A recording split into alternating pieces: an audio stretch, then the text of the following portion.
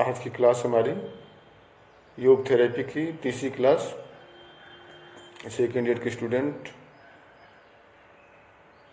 आ जाइए आप लोग, सभी लोग। हाँ, काफ़ी संख्या में दर्शक आ गए हैं। तो आप सभी का स्वागत है। पहली कक्षा में हम लोग योग चिकित्सा के अर्थ, परिभाषा इत्यादि के बारे में जाने थे। दूसरी क्लास में हमने योग चिकित्सा के सिद्धांत के विषय में जानकारी इकट्ठा की थी। और अब तीसरी कक्षा हमारी है योग चिकित्सा के सीमाएं और क्षेत्र। तो पहले क्षेत्र के ऊपर चर्चा करेंगे। योग चिकित्सा का अपना स्कोप कहाँ कहाँ तक है।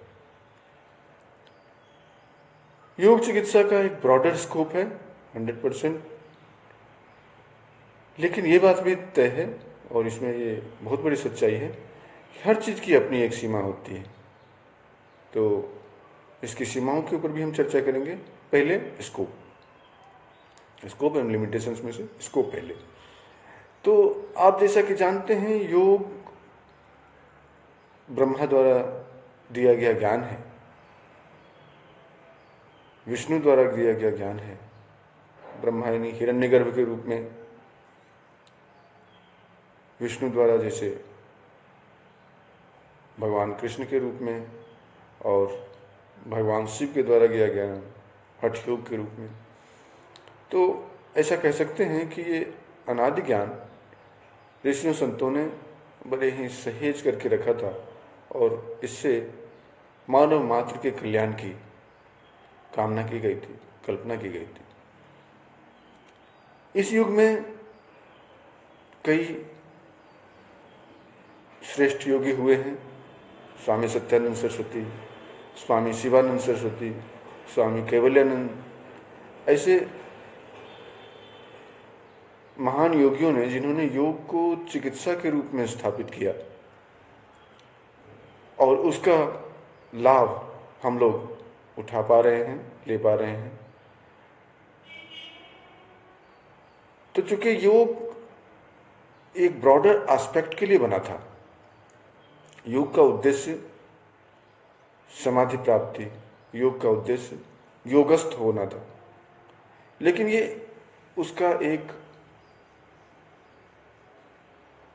सबसे प्राइमरी एस्पेक्ट है कि आदमी का शरीर स्वस्थ रहेगा।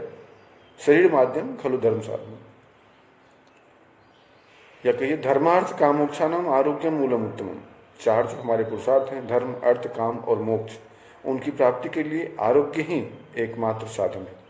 और वह आरोग्य यदि योग के विभिन्न अभ्यासों के माध्यम से प्राप्त हो सकता है तो ये निश्चित रूप से ऋषियों संतों का दिया हमारा वरदान हमारे लिए उपयोगी है। और इसमें से यह देखने की बात है, समझने की बात है, इसका प्रयोग हम कहाँ कहाँ कर सकते हैं।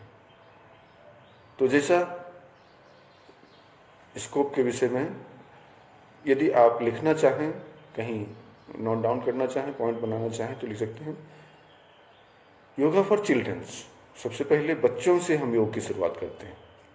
Then yoga for adolescents, yoga for youth, yoga in managing the disease for the common disorders, yoga for sports, yoga for women, yoga for old age people, yoga for prisoners, yoga for defense persons, police, etc.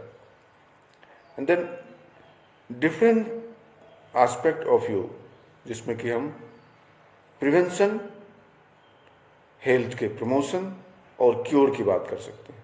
तो योग therapy के 3 aspect हैं जिसको कि हम पहले भी चर्चा कर चुके हैं।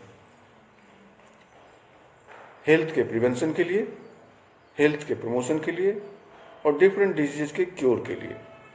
तो प्रिवेंशन और प्रमोशन वाला जो एस्पेक्ट है उसमें बच्चों के लिए, किशोरों के लिए, युवाओं के लिए, कॉरपोरेट वर्कर्स के लिए, स्पोर्ट्स पर्सन के लिए, डिफेंस पर्सन के लिए, ये सारे एरियाज में प्रिवेंशन और प्रमोशन ऑफ योग, prevention and promotion of health through योग। और अब जो एस्पेक्ट बचते हैं उसमें से डिफरेंट डिजीजेस, खास करके physiological disorders, then psychological disorders, psychosomatic disorders, metabolic disorders, और उसके अलावा जो डीजेनरेटिव डिजीजेस हैं जो बुढ़ापे की वजह से या हमारे लाइफस्टाइल डिसऑर्डर की वजह से आ रहे हैं, तो ऐसे सभी डिजीजेस को ध्यान में रखते हुए हम लोग उसके योग के माध्यम से क्योर पार्ट को ध्यान में रखेंगे, क्योर पार्ट को भी डिस्कस करेंगे। तो सबसे पहले योगा फॉर चिल्ड्रंस, बच्चों के लिए योग। सबसे पहला सवाल ये उठता है कि कौन से बच्चे योग कर सकते हैं और उनको इसका क्या लाभ मिलेगा। स्वामी सत्यानंद जी सरस्वती के अनुसार उन्होंने एक बुक लिखी है, yoga education for children. According to Swami Satyananda ji, in the age of 8 we can start yoga. पर उनके क्लासेस में और भी जो छोटे बच्चे हैं उनको भी ध्यान में रख कर के योगा कराए जा सकते हैं। उनके अंदर योग को खेल खेल में, योग को उनके अंदर उसकी जिज्ञासा बढ़ाने के लिए, योग को पहले से ही वो सीखना समझना और उसका अभ्यास करना शुरू कर लें। तो in the age of 5 we can start yoga. वैसे तो जब महिलाओं के लिए योग की बात आती है तो प्रेग्नेंट वुमन के लिए भी योग के अभ्यास होते हैं, और ऐसा कहा जाए कि योग का अभ्यास जन्म के पूर्व से ही शुरू हो जाता है, जब बच्चों के माइंड को ड्यूरिंग द ओवम ट्रेन किया जा सकता है। लेकिन वो हमारे अभी यौगिक एस्पेक्ट में नहीं आएगा, या कहिए कि उसमें जाना, अभी डिस्कस करना, थोड़ी चर्चा को दूसरी ओर ले जाना पड़ जाएगा। लेकिन अभी इस बात पे हम फोकस करना चाहेंगे कि योग को छोटे बच्चों में जब हम इंट्रोड्यूस करना चाहें तो पॉस्चर्स को ABCD ऐसे पॉस्चर्स बना करके खेल खेल में उनको योग के प्रति रुचि बढ़ाई जा सकती है। और ये क्या करता है, इस तरह की जो योगा प्ले जिसको कहते हैं, इससे बच्चों के अंदर योग की रुचि भी बढ़ती है और उनका जो डिस्ट्रक्टिव माइंड होता है, चीज़ों को तोड़ना, फेंकना, बिगाड़ना, नष्ट करना, बहुत ज़्यादा एग्रेसिव होना, वो खेल खेल में अपने आप को योग के माध्यम से थोड़ा काम डाउन करते हैं। तो ऐसे 5 साल 7 साल के बच्चों को भी योग अभ्यास, खास करके योग के पॉस्चर्स अल्फ़ाबेट्स के रूप में बना करके और उनको योग इंट्रोड्यूस किया जा सकता है और उसका लाभ लिया जा सकता है। उसके बाद जो एज आती है, इन द एज ऑफ 8, ऐसा कहा जाता है कि 8 से लेके 14 साल की एज जो है वो सबसे महत्वपूर्ण है। और इस एज में अकॉर्डिंग टू स्वामी सत्यानंद जी,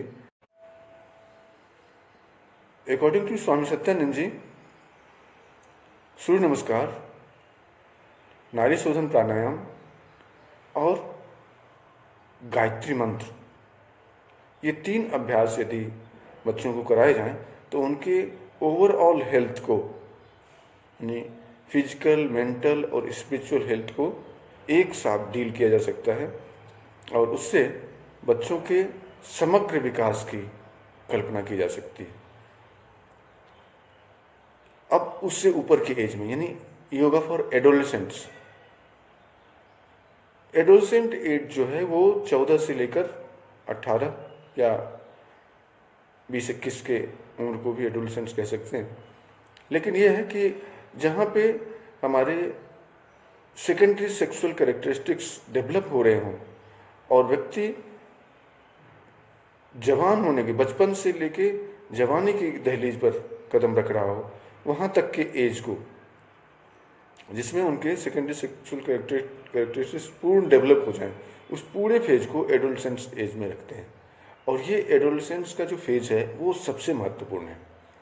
इसमें बच्चों के अंदर बहुत सारे चेंजेज होते हैं, फिजियोलॉजिकल लेवल पे, साइकोलॉजिकल लेवल पे, और ऐसे में उनको एक इमोशनल सपोर्ट की, या कहिए कि एक प्रेरणाप्रद जीवन सिखाने की बहुत ज़्यादा आवश्यकता होती है।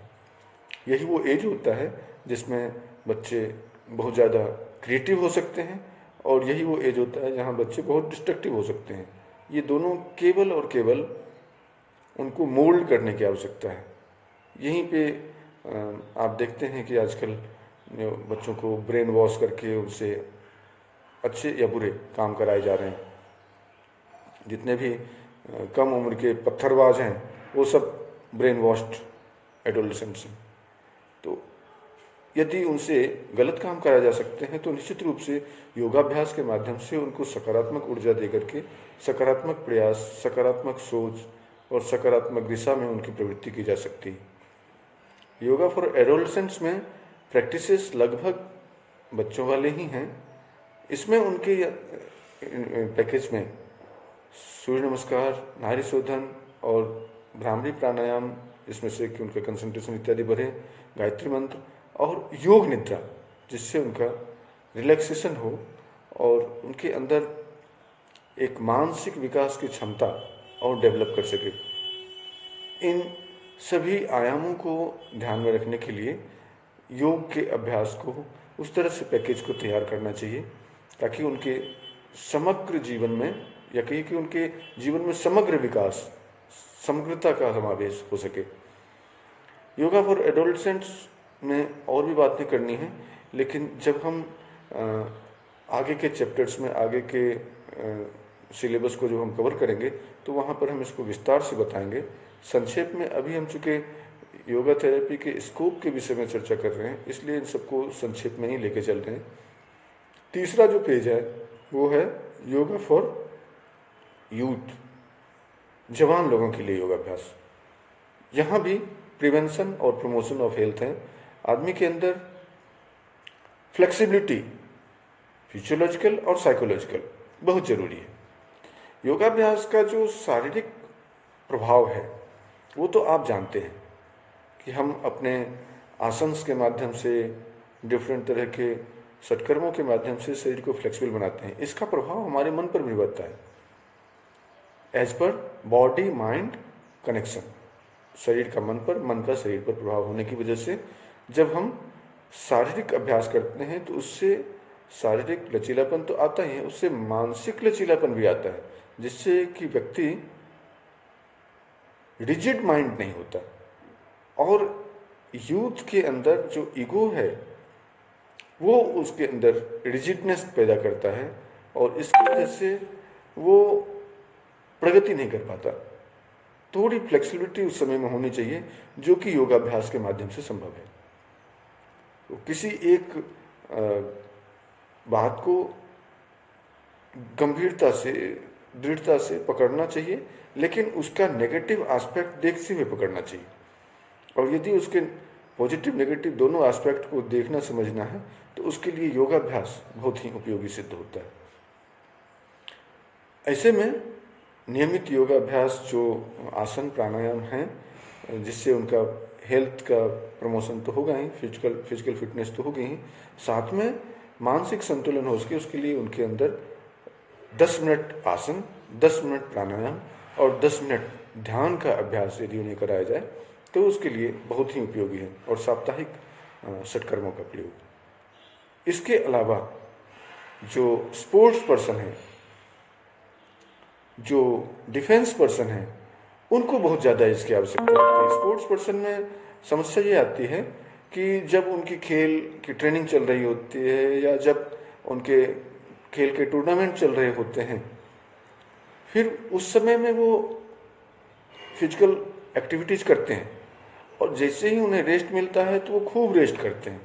इससे जब अगली बार वो मैदान में आते हैं तो उनके अंदर बॉडी में फिटनेस या कहिए कि लचीलापन आने में थोड़ा टाइम लगता है।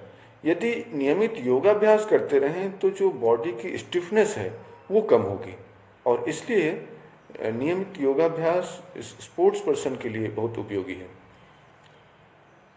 उसमें उनके अंदर भी कंसंट्रेशन की बहुत आवश्यकता होती है, उनके अंदर मानसिक संतुलन की बहुत आवश्यकता होती है। जब कभी हम हार जाते हैं और जब कभी हम जीत जाते हैं, दोनों ही स्थिति में मानसिक संतुलन बनाना बहुत जरूरी होता है। आप देखते हैं कि बहुत अच्छा जो कर रहा होता है खिलाड़ी, वो अच्छा करते करते एकाएक से उसकी फॉर्म खराब होने लगती है। वजह ये कि उसमें संतुलन नहीं बन पाता, या कहिए कि जब वो खराब करने लगता है तो फिर वो डिप्रेशन में चला जाता है और उसमें से फिर उसका कॉन्फिडेंस लेवल डेवलप नहीं हो पाता। ऐसे दोनों ही स्थितियों में स्पोर्ट्स पर्सन यदि योगाभ्यास करें तो जो समत्वम योग उच्चते का भाव है वो उसके अंतर्गत डेवलप होता है और वो एक खेल भावना उनके अंदर बेहतर हो सकती है। उसके बाद है डिफेंस पर्सन के, चाहे पुलिस के लोग हों, सेना के लोग हों, सेना के अधिकारी हों, इन सब की अपनी अपनी ड्यूटीज़ होती है और कभी कभी ये ड्यूटीज़ शिफ्ट वाइज होती है, कभी इनकी ड्यूटीज़ डबल ड्यूटी हो जाती है, कोई इनकी ड्यूटी का लिमिटेशन नहीं होता, बहुत ज़्यादा प्रेशर होता है। ऐसे में उनकी मानसिकता को संतुलित करने के लिए, मानसिक रिलैक्सेशन देने, मेंटल रिलैक्सेशन देने के लिए योगाभ्यास बहुत उपयोगी है। आप उनके जीवन में योगाभ्यास के माध्यम से एक चमत्कारिक परिवर्तन देख सकते हैं। जब आप देखते हैं कि जैसे आप किसी टिकट खिड़की पे जाएं और या पूछताछ वाली खिड़की पे जाएं, तो देखिए कि वो जो व्यक्ति है वो कितना दिन भर सवालों का जवाब देते देते कितना ज़्यादा इरिटेट हो जाता है। उसी तरह से पुलिस के लोग हैं, सेना के लोग हैं, उनकी ड्यूटी का कोई लिमिट नहीं होता और उसकी वजह से उनके अंदर वो एक खापन, एक रूटनेस डेवलप हो जाती है और वो रूटनेस उनके स्वभाव में पहले से नहीं होता और ना ही वो लंबा चलना चाहिए। लेकिन यदि उसमें योगाभ्यास का समावेश किया जाए तो वो उन समस्याओं से लड़ने में अपने आप को बेहतर महसूस पाएंगे। ये ऐसे कई सारे प्रयोग देखे भी गए हैं, कई सारे इसके ऊपर रिसर्चेज किए गए हैं और डिफरेंट रिसर्च पेपर में ये बातें पब्लिश की गई हैं कि जब हम योगाभ्यास स्पोर्ट्स पर्सन को या डिफेंस पर्सन को कराते हैं तो उनके अंदर एक सकारात्मक परिवर्तन आता है। सिमिलरली अब एक हिस्सा आता है जो जॉब में लोग हैं उनके लिए। जॉब में हर तरह के, खास करके कॉरपोरेट वर्ल्ड में योगाभ्यास का बहुत ज़्यादा डिमांड है, क्योंकि वर्क प्लेस जो वहाँ की आवश्यकता है, वर्क प्लेस पर जो काम के प्रति एक सकारात्मक सोच या कहिए कि अपने कार्य के प्रति जो एक वफादार सोच, इसकी आजकल खूब डिमांड हो रही है, खास करके कॉरपोरेट जगत में। और इस चीज़ के लिए भी योगाभ्यास बहुत ही उपयोगी है।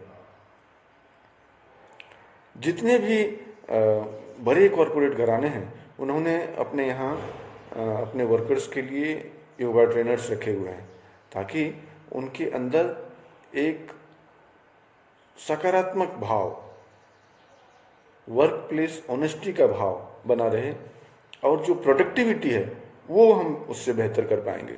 यदि कोई व्यक्ति थका हुआ है तो उससे काम कराना मुश्किल है, लेकिन काम भी कराना है और उससे थकने भी नहीं देना है। ऐसे स्थिति को प्राप्त करने के लिए एकमात्र साधन है, वो है योग। तो निश्चित रूप से योगाभ्यास का समावेश जो इन 4-5 एरियाज में, prevention and promotion of health में, यहाँ पे हम देख सकते हैं कि निश्चित रूप से नियमित योगाभ्यास के माध्यम से बच्चों के अंदर, किशोरों के अंदर, युवाओं के अंदर, स्पोर्ट्स पर्सन के अंदर, डिफेंस पर्सन के अंदर और कॉरपोरेट पर्सन के अंदर हम लोग प्रिवेंशन और प्रमोशन ऑफ हेल्थ ये योग के माध्यम से प्राप्त कर सकते हैं। योग थेरेपी का ये स्कोप यहाँ तक संभव हुआ। अब दूसरा एस्पेक्ट आता है क्योर ऑफ हेल्थ।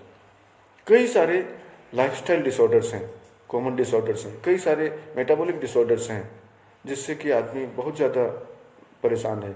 एजिंग के एरिया में जब कि डीजेनरेशन शुरू हो जा रहा है, यहाँ पे योगाभ्यास का महिलाओं में कई सारी समस्याएं आती हैं। वो कम उम्र से ही और कहिए कि प्यूबर्टी से लेकर के और मेनोपॉज तक कई तरह के कॉम्प्लिकेशंस आते हैं और हर एरियाज में योग का अभ्यास उपयोगी सिद्ध हो सकता है। आपको उनके लिए अलग अलग डिफरेंट पैकेज तैयार करने पड़ेंगे। कई उसके योग के एक्सपर्ट हैं। आप चाहें तो हमारी ये बुक है योगा थेरेपी, तो ये एक मैं जब देव संस्कृति विश्वविद्यालय में था तब इसे आदरणीय डॉक्टर पुनव पंड्या जी के मार्गदर्शन में हमने इसे लिखा था। इस पे फॉरवर्ड भी डॉक्टर पंड्या जी का है। तो इसके माध्यम से हमने एक नटसेल में इन सारे एरियाज को ध्यान में रखते हुए बहुत ही संक्षिप्त एक छोटी किताब है और हालांकि एक इसी का बड़ा वर्जन बहुत जल्दी प्रकाशित होगा और आप लोगों को उपलब्ध हो जाएगा। अभी जो उपलब्ध पुस्तक है वो यही है और बहुत नटसेल में आपको हर समस्या को, हर छोटे छोटे जितने भी हमने एस्पेक्ट रखे हैं अभी तक, प्रिवेंशन, प्रमोशन और cure of health, cure of disease, इन सभी एस्पेक्ट को हमने इस बुक में कवर किया हुआ है। तो इसको आप देख सकते हैं और इसमें आपके जो इस पर्टिकुलर टॉपिक पे जहाँ पे कि हमने स्कोप ऑफ योगा थेरेपी की बात की है उसके बारे में आप विस्तार से जानकारी ले सकते हैं। और यदि ये आपके पास में रहेगा तो एक सभी एरियाज में हमने एक छोटा छोटा कैप्सूल बना करके दिया हुआ है, तो आप जब चाहें उस कैप्सूल का प्रयोग कर सकते हैं। उसको आप अपने रेफरेंस के रूप में भी यूज कर सकते हैं। एनीवे, अब हम चर्चा कर रहे थे योग थेरेपी के डिफरेंट एस्पेक्ट के ऊपर, स्कोप के ऊपर। तो पर्टिकुलरली ऐसी जगह पे जहाँ की हमें लाइफस्टाइल डिसऑर्डर्स की बात हो, तो जैसे सबसे पहली जो लाइफस्टाइल डिसऑर्डर है वो डाइजेस्टिव डिसऑर्डर से रिलेटेड है। जितने भी हमारे कॉमन डिसऑर्डर्स हैं डाइजेशन से रिलेटेड, हाइपर एसिडिटी है, कॉन्स्टिपेशन है, या फिर यही जब ज़्यादा कॉम्प्लिकेशंस बढ़ जाते हैं तो इंडाइजेशन है, या एनी एमीबियोसिस है, डायरिया है। तो ऐसे कई सारे डिजीजेज हैं डाइजेस्टिव डिसऑर्डर के जिसको कि योगाभ्यास के माध्यम से हम ठीक कर सकते हैं। उसके लिए अलग अलग पैकेजेस हैं और उसको यहाँ पे विस्तार से कहना ज़्यादा उपयोगी नहीं होगा। जब हम डिफरेंट डिजीजेज को डील करेंगे तब हम उसको योगाभ्यास उनके लिए क्या क्या उपयोगी है उस पर चर्चा करेंगे। फिलहाल हम ये जानना चाहें कि योगाभ्यास के माध्यम से या कि ये कि योगा थेरेपी के माध्यम से किन किन कॉमन डिसऑर्डर्स को हम लोग ठीक कर सकते हैं या उसमें सकारात्मक बदलाव प्राप्त कर सकते हैं। वो हैं डाइजेस्टिव डिसऑर्डर्स, फिर उसके बाद कुछ रेस्पिरेटरी डिसऑर्डर्स जैसे स्नीजिंग है, कफिंग है, आस्थमा है, ब्रोंकाइटिस है। इन तमाम एरियाज में योग के अभ्यास का प्रभाव सकारात्मक देखा गया है। कई सारे इस पे डिफरेंट रिसर्च जर्नल्स में रिसर्च पेपर पब्लिश हो चुके हैं। इसके प्रामाणिक पुख्ता प्रमाण हैं और इसके आधार पे हम यह कह सकते हैं कि इन एरियाज में योगा थेरेपी का प्रयोग देखा जा सकता है और उसका सकारात्मक प्रभाव देखा जा सकता है। तो डाइजेस्टिव डिसऑर्डर्स हो गए, रेस्पिरेटरी डिसऑर्डर्स हो गए, कार्डियक डिसऑर्डर्स में बहुत ज़्यादा उपयोगी हैं। जैसे हाइपरटेंसिव एक डिजीज़ हो गया, हाइपरटेंशन एक डिजीज़ हो गया, कोरोनरी आर्टरी डिजीज़ हो गई, रूमेटिक हार्ट डिजीज़ हो गया। ऐसे कई सारे कॉमन जो कार्डियक प्रॉब्लम्स हैं उसमें योगाभ्यास के माध्यम से योगा थेरेपी करके हम सकारात्मक बदलाव, सकारात्मक प्रभाव देख सकते हैं। इसके अलावा जितने भी हमारे जॉइंट्स रिलेटेड डिसऑर्डर्स हैं, स्केलेटल डिसऑर्डर्स, मस्कुलो स्केलेटल डिसऑर्डर्स, उसमें भी हम योगाभ्यास के माध्यम कर सकते हैं। उसके अलावा मेटाबॉलिक डिसऑर्डर्स है, खास करके जो हाइपरथायरॉयडिज्म है, हाइपोथायरॉयडिज्म है, ओबेसिटी की समस्या है। ऐसे कई सारे जो कॉमन मेटाबॉलिक डिसऑर्डर्स हैं उनको हम योगाभ्यास के माध्यम से ठीक कर सकते हैं। इसके बाद एक और एरिया आता है, वो है साइकोलॉजिकल डिसऑर्डर्स का। खास करके स्ट्रेस है, एंजाइटी है, डिप्रेशन है, गिल्ट है, अराउजल है, फटीग है, रिग्रेशन है। ऐसे कई सारे डिसऑर्डर्स हैं, साइकोलॉजिकल डिसऑर्डर्स हैं जिसको कि योगाभ्यास के माध्यम से, योगा थेरेपी के माध्यम से ट्रीट किया जा सकता है। तो ये एक एरिया और इसमें खुल जाता है जिसमें योग थेरेपी का उपयोग, योगा थेरेपी का स्कोप देखा जा सकता है। और इसके अलावा जो लगातार मैं चर्चा कर रहा था, डीजेनरेटिव डिजीजेस, खास करके जो आर्थराइटिस है और बाकी भी कई सारे, हियरिंग की प्रॉब्लम है, आँखों की समस्या है। जब आदमी बुढ़ापे की तरफ अग्रसर होता है तो कई सारे ऐसे डिसऑर्डर्स हैं, एजिंग रिलेटेड डिसऑर्डर्स हैं, जिसमें कि व्यक्ति काफ़ी निराशा की स्थिति में चला जाता है। लेकिन योगाभ्यास, योग की चिकित्सा उन्हें बहुत ज़्यादा सकारात्मकता की तरफ ले जा सकता है और उसमें बहुत सारे पॉजिटिव इम्पैक्ट देखे जा सकते हैं। खास करके अभी पिछले ही साल हमने एक research paper Indian journal of traditional knowledge में पब्लिश किया था डीजनरेशन के ऊपर। जो बूढ़े लोगों की समस्या है, उसके एजिंग की जो समस्या है, उनमें योगाभ्यास का सकारात्मक प्रभाव किस तरह से देखा जा सकता है। और इसके अलावा एक एरिया और है जिसमें महिलाओं के लिए योग चिकित्सा,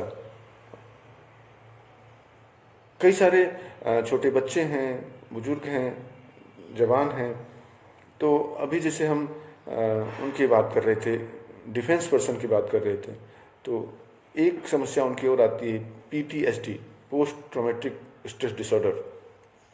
जैसे अभी कोरोना का संकट चल रहा है, या इससे पहले आपने केदारनाथ की त्रासदी सुनी, इससे पहले आपने सुनामी को देखा जाना। तो ऐसे में जब मास लेवल पर बहुत ज़्यादा डिजास्टर के माध्यम से बहुत बड़ी हानि होती है और उसे कोई नज़दीक से देखता है, उसके साथ में बहुत लंबे समय तक बना रहता है, तो पोस्ट ट्रॉमा जो उसके बाद जो स्ट्रेस होता है, या कई जो डिफेंस पर्सन हैं वो लंबे समय तक युद्ध में बने हैं और उन्होंने बहुत सारे एक साथ में हत्याएं देखी हैं, मौतें देखी हैं, और उसके बाद वो जब उनमें से निकल के आता है तो वो पोस्ट ट्रॉमेटिक स्ट्रेस डिसऑर्डर का शिकार होता है। और ऐसे लोगों के लिए योगाभ्यास एक बहुत ही रामबाण, या कहिए कि बहुत ही संजीवनी का काम करता है। इसी तरह से छोटे बच्चों में एक डिसऑर्डर आजकल बहुत ही कॉमन हो रखा है, वो है अटेंशन डेफिसिट। वो बहुत ज़्यादा हाइपर एक्टिव हो गए, HTAD, वो hyper active attention deficit disorder. तो ऐसे डिजीजेज में भी आजकल कई सारे ऐसे रिसर्च पेपर आए हैं जिसमें कि योगाभ्यास के माध्यम से, योगा थेरेपी के माध्यम से उनकी चिकित्सा की गई है। इसी तरह से कुछ ऐसे कॉमन डिसऑर्डर्स जो अभी तक हमने डिस्कस नहीं किए, खास करके महिलाओं के लिए, महिलाओं की एंजाइटी, महिलाओं की ओबेसिटी, महिलाओं के जो मैच्योरेशन साइकिल से रिलेटेड डिसऑर्डर्स होते हैं, एमेनोरिया, डिस्मेनोरिया या ल्यूकोरिया, ऐसे तमाम तरह के डिजीजेज के लिए योगाभ्यास बहुत उपयोगी है। इस पे स्वामी सत्यानंद जी की एक पुस्तक भी है, आप कभी उसको देखिए, नवयोगिनी तंत्र। तो हालांकि वो ऐसा लगता है कि तंत्र की कोई पुस्तक होगी, नहीं, वो बेसिकली योगा फॉर वुमेन्स करके है। तो ऐसे कई सारे एरियाज में योग थेरेपी का स्कोप देखा जा सकता है। अब बात करेंगे लिमिटेशंस की। स्कोप तो बहुत ज़्यादा है, कई सारे एरियाज में योगा थेरेपी का स्कोप है, और ये कहिए कि मोर देन एक्सपेक्टेशन। हम लोग जहाँ तक सोच नहीं सकते वहाँ तक योग चिकित्सा कार्य करती है, लेकिन हर चीज़ की अपनी लिमिटेशन होती है, और इसी वजह से योग थेरेपी के भी लिमिटेशंस हैं। कोई थेरेपी अपने आप में कंप्लीट नहीं होती, हर किसी को अपने साथ में एक एडिशनल की आवश्यकता पड़ती है, सपोर्ट की आवश्यकता पड़ती है। तो ऐसे जो कॉमन डिसऑर्डर्स हैं, उसके अलावा योगा थेरेपी कहाँ कहाँ नहीं काम कर सकती। अब आप देखिए कि जैसे कोई एक्सीडेंटल केस है, किसी की हड्डी टूट गई, तो वहाँ पे योगा थेरेपी तत्काल काम नहीं करेगी। उस समय में आपको मॉडर्न मेडिसिन के पास जाना ही पड़ेगा। उसमें आपको एक्सरे के बाद में जो आपकी पट्टी लगाते हैं, जो बैंडेज करते हैं 40 दिन की, 45 दिन की, उस अनुशासन को आप देगा। और हाँ, नहीं कर पा रहे हैं और ऐसे में परे परे, जैसे अभी आजकल कोरोना की वजह से हम लोग घर में बंद हो गए हैं, तो बड़ी घुटन सी होती है। उसी तरह से एक चलता फिरता आदमी जब पैर की हड्डी टूट जाए और उसे बांध करके बंद कर दिया जाए तो वो बड़ा घुटन महसूस करता है। और ऐसे में जब योगाभ्यास कराना हो तो उन्हें बड़ी सहजता मिलती है।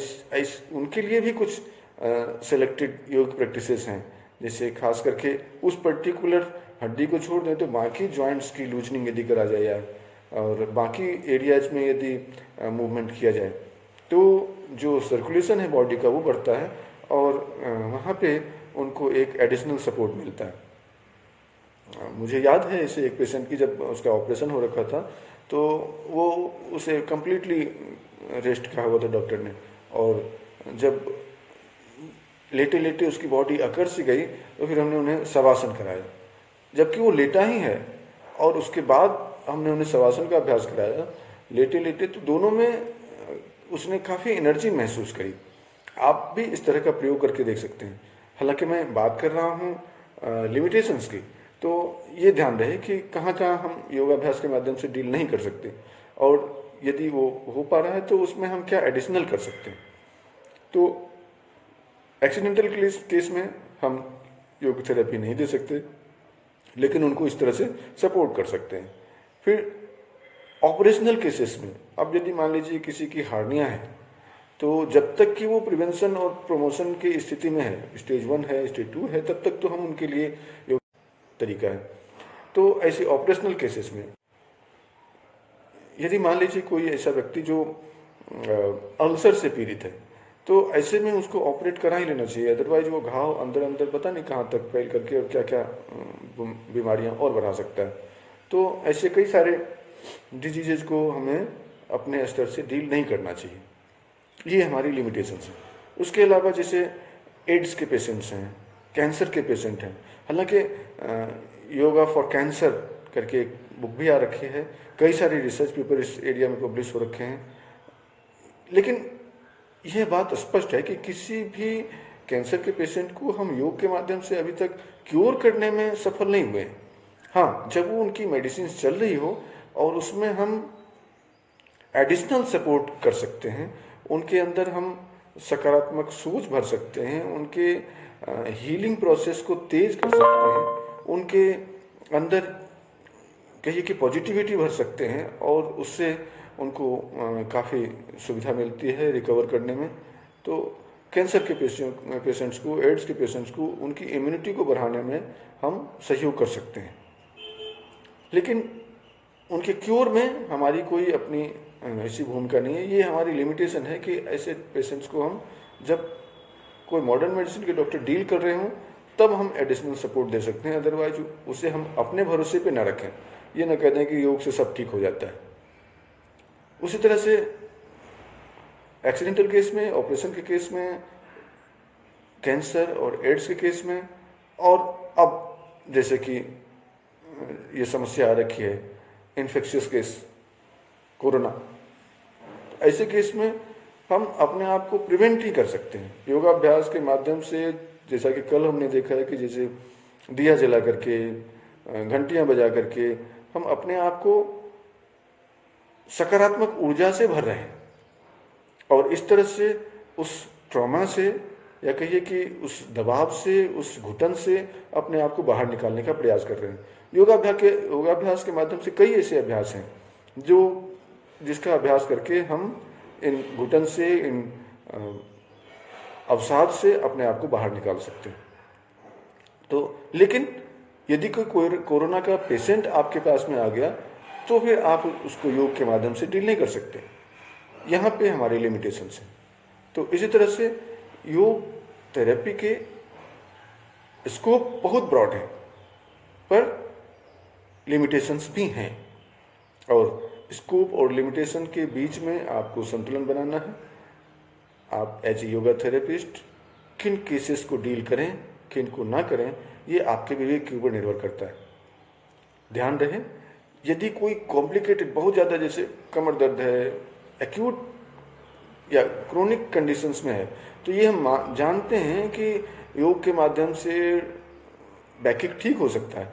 लेकिन कोई ऑपरेशन के कंडीशन में पहुंच गया केस हो, क्रोनिक कंडीशन में केस हो, फिर उसे हमें हाथ नहीं लगाना चाहिए। फिर उसे आपको मॉडर्न मेडिसिन के डॉक्टर के पास भेजना ही चाहिए। उनके जो डायग्नोसिस का प्रोसेस है उसे पूरा करना चाहिए, उनके एक्सरेज वगैरह देखने चाहिए, ताकि हम ये पता लगा सकें कि वो हमारे से डील होने लायक है भी या नहीं है।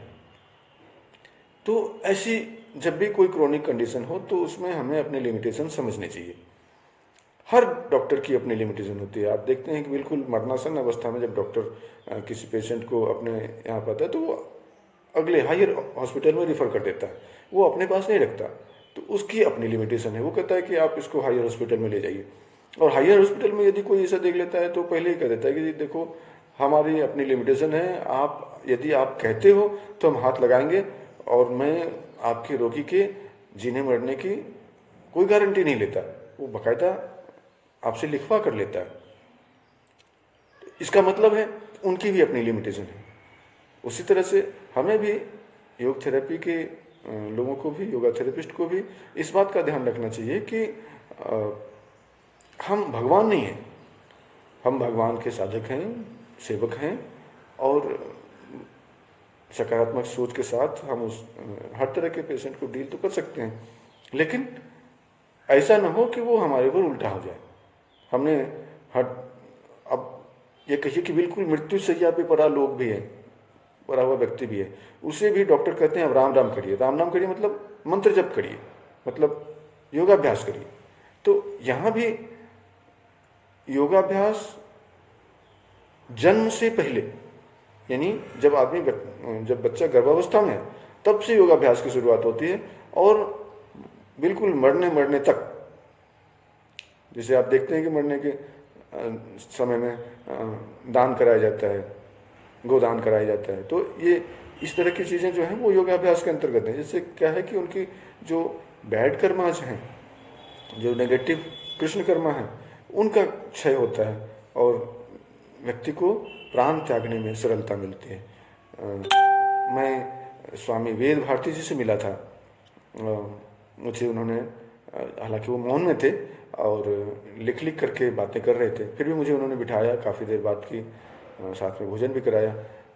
उस दौरान उन्होंने लिख के दिया था कि मैं आर्ट ऑफ डाइंग पे वर्क कर रहा हूँ। ऐसे महान योगी थे कि उन्होंने कहा कि मैं अपनी सारी चेतना को समेट करके यहाँ हृदय क्षेत्र में, फिर मस्तिष्क क्षेत्र में लेके आऊँगा, और फिर ब्रह्मांड में अपने विस्फोट करा करके और अपने आयु को, अपने शरीर को समाप्त करूँगा, और इस तरह से वो समाधि को प्राप्त करूँगा। और ये आर्ट ऑफ डाइंग होगी। इसे मैं अभी लिख भी रहा हूँ, और हमारे जाने के बाद फिर हमारे सक्सेसर्स इसको पब्लिश करेंगे। तो योग का या योगा थेरेपी का जो स्कोप है वो बहुत ब्रॉडर है। आप एक मरते हुए व्यक्ति को भी सकारात्मक ऊर्जा से भर सकते हैं। उनके अंदर जो डेथ के दौरान जो पेन होता है, उस पेन को कम कर सकते हैं। लेकिन यह भी बात ध्यान में रखने की है कि योग थेरेपी की अपनी लिमिटेशन है। स्कोप बहुत ब्रॉडर है, लिमिटेशंस बहुत कम है, लेकिन स्कोप के साथ साथ लिमिटेशन भी हैं, और इससे आपको अपने लिमिटेशन को, योगा थेरेपिस्ट को अपने लिमिटेशंस को याद रखना चाहिए, समझना चाहिए। तो आज इस टॉपिक पे हमारी चर्चा आप समाप्त।